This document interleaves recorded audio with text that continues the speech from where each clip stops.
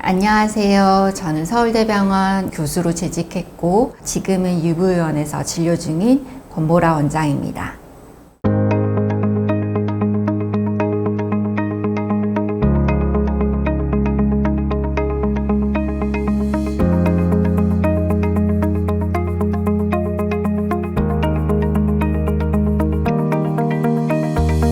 건강검진이나 다른 검사를 받을 때 방사선 의료기기에서 받아보신 적이 많으실 텐데요. 실제로 일반 X선 검사는 2019년 기준 2억 6,800건으로 국민들이 가장 많이 검사하는 검사입니다.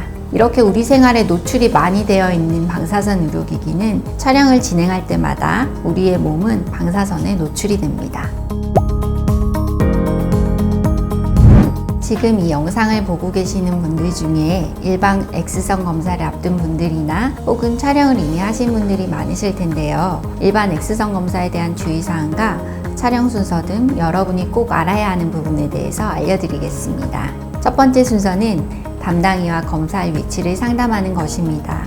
X선 검사는 정말 다양한 부위의 영상학적 검사가 가능합니다. 내과에서는 폐렴 및 결핵 등 폐질환을 찾아낼 수 있으며 복부 장기에 생긴 가스의 형태를 볼 수 있고, 정형외과에서는 뼈에 골절이 있는지 염증이 있는지 확인이 가능합니다. 즉 원하는 부위에 진단 정보를 쉽게 얻을 수 있습니다. 두 번째는 X선 주사입니다. 검사 시간은 일반 사진을 찍는 것처럼 굉장히 짧습니다. 하지만 진단을 위해 필요한 여러 자세들을 검사하기 때문에 각 상황별로 소요 시간이 다를 수 있습니다. 일반 X선 검사를 할 때는 자세를 잡고 움직이지 않는 것이 가장 중요한데, 자세를 잡고 움직이지 않는 것이 불편하실 수 있습니다. 그래도 흔들리지 않게 검사해야 확실한 진단이 가능하기 때문에 잠시만 숨을 참거나 움직이지 않고 검사에 임해주시는 것이 좋습니다. 일반 X선 검사는 다른 영상의학적 검사에 비해서 굉장히 간단합니다. 그래도 몇 가지 주의사항이 있는데요. 방금 말씀드린 방사선사가 지시한 자세를 유지하고 숨을 참거나 움직이지 말고 검사해야 하고, 목걸이 등 금속류는 제거한 후 검사를 해야 합니다. 검사하기 전에는 속옷 탈의 후 가운을 착용 후 검사를 해야 더욱 선명한 영상으로 진단을 받을 수 있습니다. 또한 임산부나 임신 가능성 있는 여성은 검사 전에 담당자에게 알려주셔야 합니다.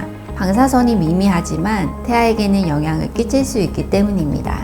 또한 검사 부위에 따라서 주의사항은 조금씩 달라지기 때문에 검사 전 담당 전문의에게 주의사항에 대해서 이야기를 듣는 것이 좋습니다. 결론부터 말씀드리면 엑스레이에서 나오는 방사선 피폭량은 인체에 많은 영향을 끼치거나 암 발병률이 높아진다는 연구 결과가 없습니다. 검사하고자 하는 부위마다 피폭량이 다르게 측정이 되는데요. 크게 나눠 흉부 엑스레이는 0.05mSv, 복부 엑스레이는 0.6mSv로 굉장히 미미합니다. 네, 방사선 기기는 방사선 기기를 설치하기 위한 장소는 벽면을 납 같은 물질로 전부 둘러 차폐를 하고 정부의 허가를 받아야 기기를 설치할 수 있습니다.